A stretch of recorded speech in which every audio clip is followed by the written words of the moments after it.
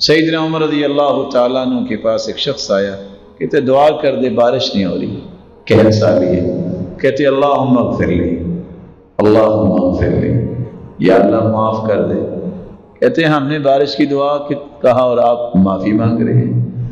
کہا میں نے جس انداز سے دعا مانگ رہا ہوں یہ ساری نعمتیں ملتی اس وقت ہیں جب اللہ سے معافیاں مانگے۔ حسن بصری کے پاس ایک شخص آیا، میرے پاس اولاد نہیں ہے، کہتے ہیں استغفار کرو۔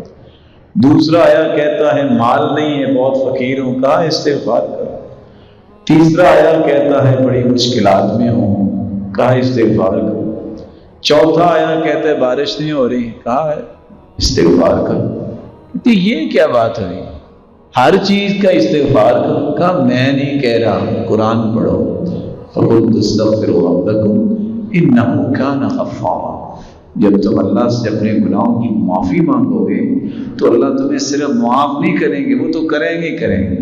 يُرْسِلِ السَّمَاءَ عَلَيْكُمْ مِدْرَارًا، موسلادھار بارشیں برسائیں، وَيُمْدِدْكُمْ بِأَمْوَالٍ، اللہ تعالیٰ تمہیں مال و دولت میں فراوانی دے دیں گے، وَبَنِينَ، تمہیں اولاد کی نعمت سے بھی نواز دیں گے، وَيَجْعَلْ لَكُمْ جَنَّاتٍ وَيَجْعَلْ لَكُمْ أَنْهَارًا۔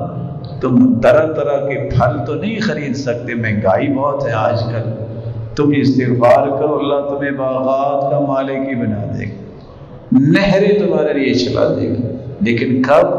جب تم استغفار کرو گے۔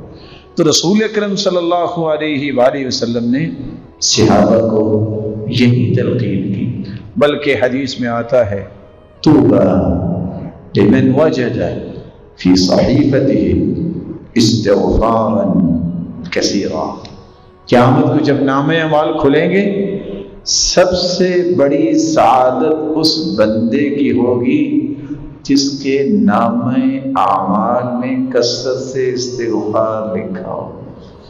پیپر کھلے ہیں، اس پہ بھی استغفار، اس پہ بھی استغفار، کیونکہ اس کی زبان پہ کثرت سے استغفار ہوگا تو اللہ اس کی صفائی بھی کرتے رہیں گے اور اس کے درجات کو بلند بھی کرتے رہیں گے۔